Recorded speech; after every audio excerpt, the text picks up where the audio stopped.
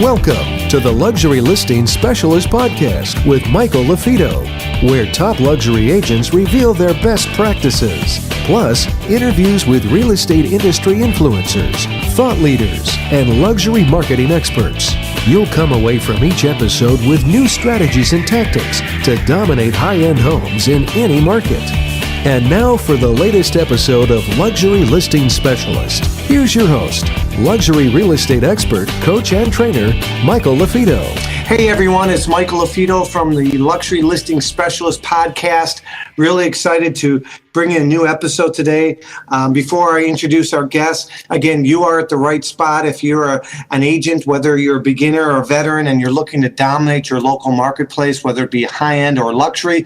So again, depending on where you're at in the spectrum, if you're looking to specialize and differentiate yourself by marketing high-end and luxury properties using cutting-edge strategy, you are listening to the right podcast. Again, my name is Michael LaFido. I'm the founder of the Luxury Listing Specialist certification. So again, for more information on that, you can go to luxurylistingspecialist.com. Again, without further ado, I want to introduce, Justin Alexander from Hilton Party Real Estate. They're located in Beverly Hills. Justin, without further ado, welcome. Thank you, Mike. Appreciate you having me. Again, I always like kind of, in your own words, tell the listeners a little bit about your story, in a couple minutes, maybe tell them how you got into real estate, how you got your start, and maybe, a little bit, did you start in high-end luxury or did you progress to that level, and how long did it take? So if you wouldn't mind, maybe just give a, 1-2 minute overview on, where you're at today and how you got there.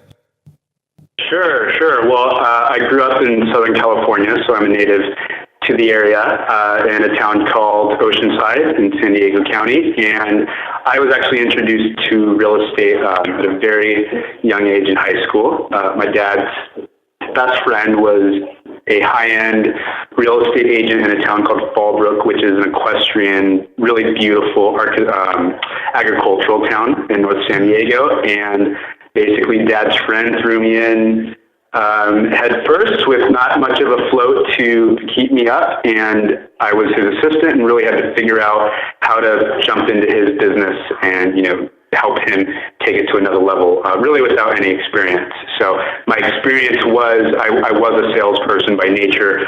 I sold high-end high school graduation trips and snowboard trips as I was in high school at that time. I had already a sales background that I was working on. Fast forward to 2002, I was introduced to the Orange County real estate market, which, as many people might know, is a really big area for finance and mortgage lending. And back in 2002, obviously that market was very, very busy. So I transitioned into the finance side. And the quick version is, within 7 years, I basically started as a loan officer's assistant to becoming a senior loan officer for a Merrill Lynch subsidiary, and then was managing teams both in retail lending and wholesale lending. 2007, 2008, the market turned, and Orange County was really seeing the ramifications of the mortgage crisis. So, I'm all about energy and being in a good atmosphere and environment because I think you're more productive always in that setting. So I decided it was time to leave finance and go back to where I started, which was, residential sales. When that took place, I said, if I'm going to do this, I want to be in the best market in Southern California, which of course is Beverly Hills, Los Angeles. So I moved up and I had my license already, obviously. I joined a firm by the name of John Arrow Group, where I was referred by some local friends in Beverly Hills. And it was great. That was really the conception of my luxury real estate career in Los Angeles. I did everything from leases to purchases to short sales. I really did the full gamut, and I didn't specialize in luxury. However, I got a couple of really amazing clients in the luxury market, and as soon as I did those deals, I realized that I wanted to specialize in that sphere. Yeah, didn't take a rocket scientist for you to figure out short sales and leases, and then you got your first commission check for a high-end deal, and the light bulb went off, so to speak, huh? Right. And it was just a different experience, and for me, I grew up in a kind of a combination of, the high-end world and the surf world and just a really cultured environment. So not only were the prices and everything more appealing in the luxury market, but the lifestyle and the people and the fun that I was able to have with my clients in that market really is what turned me to concentrate on luxury. So that was great, and I did about 5 years on my own, and then I joined a big Beverly Hills team, which was, big in the sense it was 6 or 7 of us, but we did a lot of entertainment and Hollywood and executive type transactions, and it was a lot of fun, and it opened me up to new challenges and the joys of working alongside attorneys and business managers and really high profile people who call the shots in everything they do. And it was a great experience, and that was 3 years ago. And then where I'm at now, Halton Pardee, I did a deal with Tammy, and she just, we had this great click, and she told me she was trying to build her team even bigger, and that's that, and here we are. So what I hear you saying is it was a progression, right? It didn't happen overnight. For those listeners out there, sometimes things can be deceiving on the internet and they think success looks real easy, but they don't realize there were a lot of obstacles throughout the way for you even. But you kind of stubbed your toe, so to speak, or sharpened your saw, so to speak, on some leases and some, average properties. And then you eventually worked your way up through the food chain, so to speak. Is that fair to say, Justin? Yes, definitely. And I think that is a facade that people see because of TV shows and whatnot, that, you get your real estate license, you go hang it with a broker, and, in a year you're getting $400,000 paychecks. And that's not how it really works. It takes time, it takes struggle, it takes, really having to make some big mistakes and really learning the business in and out. And that takes, for me, it's taken for sure a few years at the least. Yeah, and that's one of the things that we teach as well with our trainings and our certification, because one of the things I always get asked is, hey, Michael, if you had to go back, 17 years to when you got your real estate license, what would you recommend to anyone that's looking to break into, high-end and luxury, and what would you have done differently? And one of the things I would have done differently, of course, would have gotten a mentor that maybe specializes in high-end. And so it sounds like Tammy Pardee, who, is kind of runs your office, so to speak. She invited you to the group about 3 years ago, what you said. And from then, it was a little bit easier for you to specialize in that space because she had an established name in that area. Is that fair to say? Yes, that is fair to say. Tammy Pardee is the owner and broker and CEO of the company, and she really wanted to take what she had already mastered and elevate it to a new and higher level. And it was just a good pairing because I was already in the team world and managing a team, but I also aggressively am able to maintain and manage these high-end clients. So it was just a good pairing. And, now really Tammy does the big picture, national speaking. She's a big woman business owner for Los Angeles. And then I really oversee the day-to-day sales on the front end and the back end internally. So it's a good combination we have. But, the key is too, I think, and you kind of hit on it, Mike, is it's much easier to get to the end path if you open yourself up to, maybe not having to do everything on your own.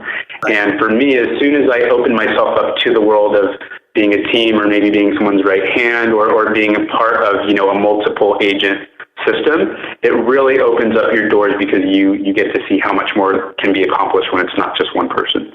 Yeah, I mean, the team philosophy, right? Together, everyone achieves more. And so the problem with real estate, there's a lot of jack of all trades, master of none. And they look at, everything as, well, if I don't do this, it won't be done perhaps the same way. And of course, you have to manage people and you got to, establish brand standards for your company. But Justin, isn't it true to say that, once you learn to delegate some of the things that maybe aren't your specialty or perhaps, I don't want to say are below your pay scale or anything like this, but if you're focusing on the income opportunities and the things that you specialize in, I mean, you should start attracting more and more clients because you're in your sweet spot. Is that fair to say? Of course, it definitely is. A big part of one's success when you're growing and trying to do high volume is being able to delegate, and is recognizing that, you can't have your highest and best use in every area of this business. Okay. So if you have a team that you can put on deck to really help you through all of the details of it, and you make yourself available for the highest and best use, which in my world, that is cultivating relationships, meeting the people, being out there and just connecting. And it's really the connecting thing. So if I know there's 10 fires that need to be dealt with, amongst 6 different escrows, and I walk into the office, I'm not going to go jump into all 10 of those fires and try and, resolve them myself. I'm going to review everything, take on the 2 or 3 that I know I need to tackle myself, and I can do them quickly, and then delegate everything else to the rest of our team, because they are also high-end professionals who can do the job. But it's super important to know where your strengths are and to not waste too much time on areas that might not be your highest and best use. That's great advice for the listeners. Again, I can't stress that enough. I use the old saying, I'm a recovering perfectionist. And again, know where your strengths are, prioritize, and delegate. And that's basically what I heard you say. So that's all good review for me, and it's perhaps review for the listeners, or it might be new for some of the listeners. So tell me a little bit. So you oversee and manage, I think you said 5 listing agents. You have buyer's agents, and then you also carry anywhere from 1 to 5 listings personally at any given period. Is that fair to say? Yes.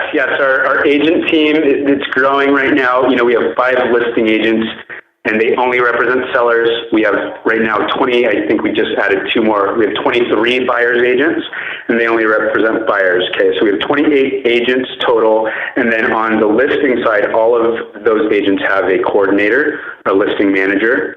So there's 10 people total on the listing side, and then we have 3 additional support agents on the listing side. So, it's the total, if I were to go in and put together marketing and, our entire force, we're at 78 people now. About 35 of them are in the day-to-day of the listings and the purchases. And I am directly with all of those people, whatever time of day, wherever it is. And then the listings that I take on my own are really, listings that need that extra VIP experience or the extra high-end experience, which I'm very comfortable in. And the key is to not take on too many of those at once. So I try to keep it between 2 to 4 at a time. At the most, I would have 5 listings at a time. Okay. And you mentioned something to me, listing manager. So describe some of the roles of a listing manager that you have in your office. Again, this allows those 5 listing agents to do what they do best. But I'd love to hear about what are their roles. Right. So each listing agent has a full-time listing manager, okay, or listing coordinator or assistant, depending on, either of those titles are interchangeable in our setup. Okay, so the listing agent is really there to handle all of the engagement with the seller or team of sellers or attorneys or whomever. The listing agent goes in, they get the relationship with myself. We go on the listing presentation. Everything that is needed to bring to that listing presentation, we have this entire book that basically we create for the seller that we leave with them, and it has all of the information it could have about their property, all of the information about the neighborhood, the actual listing agreement, and then a few marketing pieces that we have created custom. So the coordinator, the manager, they create all of that, and then through the process, the listing agent is really there to get the sale and to close the deal. Mm-hmm. And the manager is there to make sure everything that comes in conjunction with listing a home is taken care of, not just quickly, but in a timely manner. And the client has this all-encompassing experience to where it's like basically every day, whether it's a couple times a day or at the end of the day, they get a full update and a status and a schedule and spreadsheets and all of these great detail-oriented systems that the listing coordinator is managing every day. So that's so what I hear you saying, because it's kind of a lead into one of the things I really want to talk about, which I know your team specialize in. But what I hear you saying is you're building a system, right? So your seller clients are communicated with, first off, consistently, and they're updated and communicated with in almost like a check mark pattern, where you have certain boxes that consistently need to be check marked by these listing coordinators or personal assistants, so that the experience, and that's kind of what I'm really excited about for today's interview, so that the experience, like you call it, the Ritz-Carlton experience, as you mentioned offline, is consistent, so that when people come to Hilton Party, buyers or sellers, the overall experience is one that they just want to brag and tell others about. That's kind of one of the reasons you're on this call. Again, when we interview top people, top influencers or top agents, Justin, across the country, I'm always trying to interview someone that brings value to the listenership, someone that's a void in our industry, or someone that does something unique. We've had, one guy talked about how he triple ends deals, and that was compelling. But one thing that I really perked my interest in why we're talking to you, of course, is that Ritz-Carlton type experience. Treat every client, so to speak, like a VIP client with concierge level services. Can you share with the group, again, we're more listings heavy on these interviews, but can you share with the group maybe some examples of what that VIP concierge level service or that Ritz-Carlton experience that you mentioned, what that kind of looks like, what that feels like, and how you came across this? I'm sure it didn't happen overnight between Tammy and yourself. It's something that's been ongoing, but give a little background of where you're at today and what it looks like today.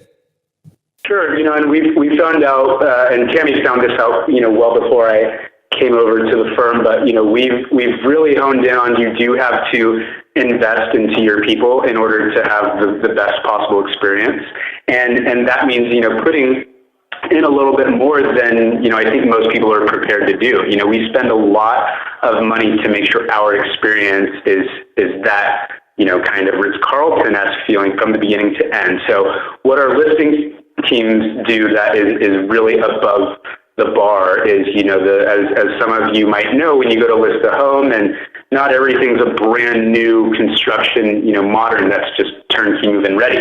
Most people are living in their homes, and they have full-time lives, sometimes multiple kids and pets. And, the experience that consumers get when they look at our houses online it's a wow factor on every house. Okay, so the truth is, to get a house to show with that extra wow factor, it takes time, it takes effort, energy, and sometimes it takes some money. So our sellers don't always have the capability to do that, whether they just don't have enough time or they're out of town. So we come in and we have a full service listing concierge, okay? The entire prep to get a house market ready, whether it's decluttering, painting, putting in new landscaping, moving out a complete side of the home and restaging it, getting roof bids or repairing holes that are on the plastered wall. We basically outline for the sellers everything that we feel needs to be done. We get them multiple estimates, and then we do some of the work for free we have a handyman on our staff. So we basically put it all together and we say, look, I know it's going to be a stressful process for you to get this house market ready. Here's what it's going to take. As long as this is okay with you, you can walk away and we will do everything from start to beginning. And then you will walk into your house. Basically, it's a 7 to 10 day process for us to prep. And more than half of the time when we do this entire process, they come back to the house and then they don't want to leave because we've created a new experience and we did everything for them. And their home is now, basically showcase ready. And it's just something that they were never able to get to that extent, if that makes sense, just because it takes time to do all that. And that is huge for our sellers, especially clients who are out of town or overseas. Yeah, their time is money. Their time is valuable.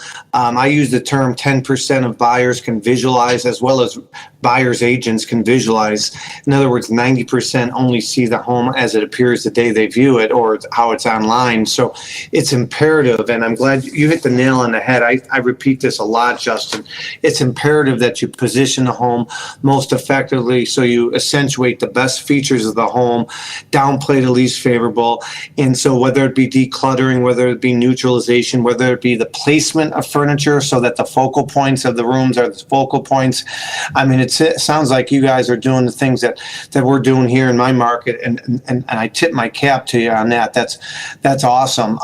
Let me ask you, the elephant in the room that many agents ask me when I speak and I train, it's like, hey, you do all this work, Justin. What if they decide to cancel with you in the first month or 30 days, or, where you put time, energy, effort, and in this case, it sounds like you're putting actually your own dollars before the home's even on the market. Do you have any type of protection clauses in there? Yes, definitely. The truth is we list homes to sell homes. So even after we do all of the work, it's not selling. We need to change the experience. And that means either we need to change up the staging or add more staging or remove some over furnishing or just reduce the price, and so we are never in the business to take on a listing to not sell it. However, in the event we're going to pay, $8,000 up front for a client to get all this work done, we simply write in a very friendly, non-attorney heavy, because sellers do not like you presenting them with these 4-page addendums. Right. It's something very simple, saying, we are happy to cover these costs for you to get this home market ready. In the event you decide to not sell the home, or the listing is pulled off for whatever reason, you will have 60 days to repay the upfront fees. It very rarely happens to where that conversation comes up, because if you do all of these things right, that house should sell. And that house in my market should sell in 2 to 3 weeks. And if it doesn't, it's a matter of price. And that's it. Yeah. Good. A couple questions I always ask our guests, and you can ballpark it if you don't know. For the particular marketplace that you serve, what do you think is the average sale price? So we actually, at the beginning of the call, you mentioned Beverly Hills. I started in Beverly Hills, and then when I came over to Tammy, she has me working out of the Venice office. So we're on Abbot Kinney, which, Abbot Kinney is kind of like the new hip Fifth Avenue in America. It's where all of the big fashion labels have moved to, and obviously the tech here. So in Venice, you find a lot of really sweet, charming, original bungalows and smaller homes. They are averaging right now $1,600 a foot. And with that said, our average price point right now is about 2.2, 2.3. Okay, very good. So that's what you'd consider average. And that's correct. That's just because Venice has more of the smaller homes, but we actually have a $3 to $6 million market price point, which is they're not as average in Venice, okay. And those are about 4.8 million average price range in the high end. And at what price point in your market do you call it a buyer's market? So, when I interview these, top agents and I speak nationally, at some price point, it goes from the shift from a seller's market, i.e., a lot of demand, not a lot of supply, to a buyer's market, a lot of supply, little demand. At what price point? Is it 10 million, 15 million, 5 million? At what price point in your market would you say the shift occurs where, there's 6 plus 7 months of inventory, 8 months of inventory or more? In the west side of all of LA, and it's not just Venice, it's the west side. The softest market is 3 million to 5 million. Okay? Everything that's under 3, if it's priced right and presents well, it moves very quickly. And then the same goes for the ultra high-end market, 5 million plus. If those homes are priced right and they present well, they are selling very quickly and sometimes in multiples. The $3 to $5 million price point, we find those buyers don't have, they're maybe $10 million net worth buyers rather than $100 million net worth buyers. So they are much more careful and much smarter with their money, and they don't want to overpay, and they also don't want to insult sellers by writing lowball offers because they fear that they won't be able to come back once the seller reduces their price. That makes sense. So 3 to 5 million is our buyer's market, so to speak. Okay. We only have a few minutes left. I want to just reiterate and maybe come back to this Ritz-Carlton experience. You really did a good job talking about the communication and develop systems of their overall team to get their home ready. But let's just say now the property's listed. Can you give me an example or two of how you give that Ritz-Carlton experience to your seller client? Yeah, so the house is listed, like you were saying, as far as systems. So we have basically every week of the listing process, from here's going to the market, here's looking at offers, here's accepting an offer, here's going through your inspections, here's what to expect once we are close to closing, and then, goodbye, thank you so much, and here's a wonderful parting gift. So we really want to make sure that they know in that entire process, whether it's the beginning, middle, or end, they know what's going on. Okay, so at the beginning of every week and at the end of every week, we give them basically a template that says, here's where we are, here's what we've done, and here's what we're doing next week. And the key behind that is they know every day what's going on. They're never wondering what we do or where we are. With that said, we also don't ever show our houses on lockboxes, because the sellers in LA are very particular about people walking through their house. So even if, let's say, one of my listing agents is double booked, I have a second agent who goes to show the house for him, because, again, we have to get there 20 minutes early. We have to, open up all of the windows, turn on all the lights, and put down all the toilet seats, and make sure the house is show ready. Because if you just tell an agent, go show it on lockbox, the experience is completely different. Yeah. And then once, we get into the escrow process and we're at a house that pulls in, let's say, 3 offers, we break down every little detail for all of these offers. So we never send them a contract and say, here's your contract, let us know what you think.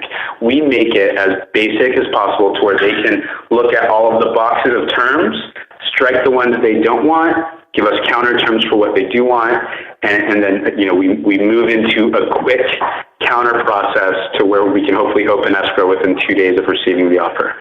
Then once we're in escrow, again, it's all hands off for them. We do the disclosures with them. We make sure escrow has everything they need as far as all their grant deeds and everything signed, in the first couple days. If a buyer comes through and gets an inspection that says they need $30,000 in repairs, we bring in our trades and our contractors to give bids and estimates that are much more reasonable than a buyer's. And then, once it's closed, they're delivered a seamless little electronic package with their entire file, and it's a magnificent closing gift, which I have to keep private because it's something amazing that everyone on your call would probably run with. But we close out, and then they are left with a wow experience. Nice. Great. No, that's awesome. And I'm a big believer in, especially with the high-end unique properties as well, being there as, representing the seller, don't assume, human beings are lazy by nature, including buyer's agents. So I assume that buyer's agent, Justin, hasn't done his due diligence, is going to be on his smartphone and just let the buyers walk around the house if I weren't there. So, I do the legwork ahead of time. I bring the video book. If we do a lifestyle film, I have it ready. I have all the details of the builder, the architect. I've sent it to the buyer's agent ahead of time. But again, have that handy and assume that they didn't prep their client. Because again, I always assume I'm dealing with, part-time Paul or part-time Patty as the buyer's agent. And it's our job representing the seller, to educate, so to speak. Right. Good. Well, tell me, I know you guys deal a lot with tech buyers and so forth. For that listener, Justin, that might have a referral, talk about the areas you cover and talk about the best way someone could, reach you after this podcast. Sure, of course. Well, the Silicon Valley world was everything, 10, 15 years ago. And now the market has transformed really to Silicon Beach. So Venice is the LA tech capital, and we have all of the big companies from Facebook to Google to Snapchat, YouTube, they're all here. So, with that, we are the tech broker, meaning when someone goes online or they're looking at something in Silicon Beach, our name will 8 out of 10 times pop up first because we have the market share here, and we actually spend a lot of money to get that online presence. So if you have buyers or sellers that are looking to make a transition in that tech world or anywhere really west of the 405 in LA, and that includes Brentwood, Malibu, Palisades, and then we do a lot of Beverly Hills, Santa Monica, Marina Del Rey, all of the major LA markets. The best thing for us is to always reach out personally. All of my info, from my phone number to my email to current listings, which you can pitch to your buyers who are looking for an LA property, they can all be found online at haltonpardee.com. And that's HALT as in Tom, ON as in Nancy, Pardee, PARD as in David, EE.com. And then from there, just click on my page under community and team, and you can reach out to me directly through the website. We always have great features. We get a lot of press. So if you watch Wall Street Journal, The Hollywood Reporter, LA Times, we are featured a couple times a week. So if you have clients who also want to be in that buyer pool of getting really exclusive and high-end properties, you can always establish that you have a relationship with us as the LA broker and show them the press around the homes we get, and those are the types of properties that we have available. So we are all online, and look out for your tech clients who, anytime they mention Snapchat, Google, any tech company, Facebook, TMZ, we are here in that neighborhood. That's awesome. That's awesome. Well, I know your time is very valuable, Justin, so I greatly do appreciate your insight. Again, talking about team, talking about culture, talking about, listing specialist or a listing manager to help with that overall experience, giving that what you call the Ritz-Carlton overall experience. So, again, great nuggets on this podcast. Again, for those agents looking to either break into or dominate selling luxury homes, again, make sure you go to luxurylistingspecialist.com for more information on the certification. We have, as you know, we've partnered up with Concierge Auctions, where we could provide actual lead generation marketing pieces for properties that they're marketing globally. Again, no other luxury certification can offer that component with the brand of Concierge. So with that being said, my name is Michael Lafito. Justin Alexander, appreciate your time. And remember, guys, it's not the market, it's the marketing. Thanks for listening to Luxury Listing Podcast. Take care. Hey there, it's Michael Lafito. Thanks again for listening to our podcast. If you are interested in signing up for our Luxury Listing Specialist certification, or if you want additional information on how you can dominate selling higher end homes in your marketplace, make sure you go to luxurylistingspecialist.com.